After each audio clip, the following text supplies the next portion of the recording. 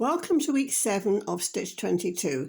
This week I want to introduce you to stem stitch, which is a very simple little stitch, and you've probably heard of it. It's got rather an old-fashioned connotation of maybe being used to make flower stems traditionally. It's got lots of variations. The simpler the stitch, the more interesting the variation that you can make. I'm facing the needle backwards. I'm making a stitch facing backwards the way I want the line to go. Doing a large stitch and then go back. So I'm slightly encroaching on the previous stitch. So it's just it's like an overlapping movement to the process. So you put your needle ahead of yourself in the direction you want to go, and then you point the needle backwards to make the stitch. I'll pull the needle through, pull the thread through, forwards, backwards, forwards, backwards. It's a very nice rhythm, actually, an in-out rhythm.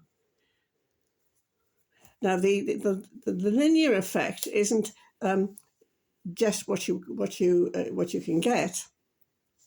As you can see there, I've overlapped the backward stitch facing stitch a little bit more than I did on the previous bit of the row. So there's lots of variations that you can work with. The other stitch, which I thought not a variation, I thought I might introduce you to, is a very long stitch, a very long gap, and a small stitch back.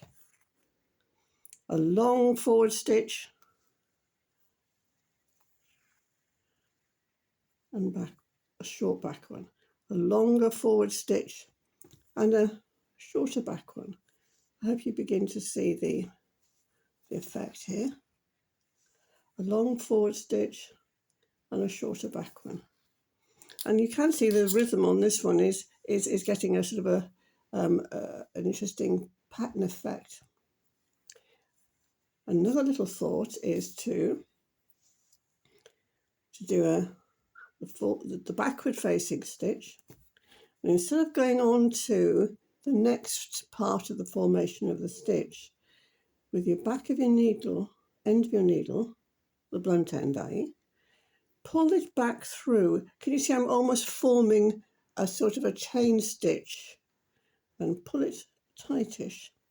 Then go forwards and form your back stitch. I'm spacing these out to hopefully make it easy for you to see. So there's the traditional stem stitch.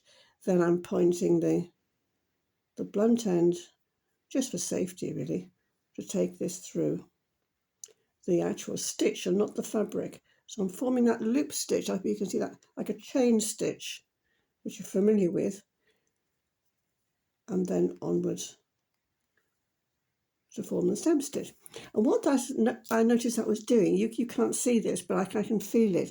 It's forming quite a knobbly, lumpy surface, and it's got texture to that surface. I don't know if you can see it on the sideways. The other little variation I've played with here is to do a long stitch forward and a tiny stitch back, then a tiny stitch forward, tiny stitch back. So 3 tiny stitches and then a long one.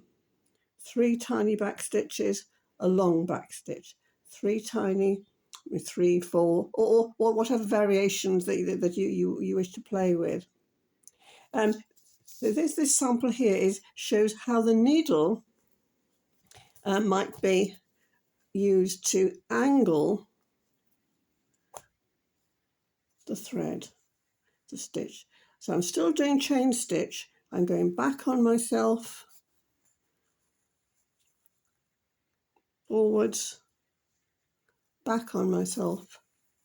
So I hope you can see this dark blue thread. And the needle is just pointing slightly away from me on this particular occasion. And what it's doing is forming a sort of a satiny effect. It's not satin stitch, it's because it's made with a 10 stitch. So it's a sloping, almost like an encroaching satin stitch, but we're calling it's the same formation as the stem stitch. Now, if you can see this sample, these lines have all been made, these quite wide lines, not with satin stitch,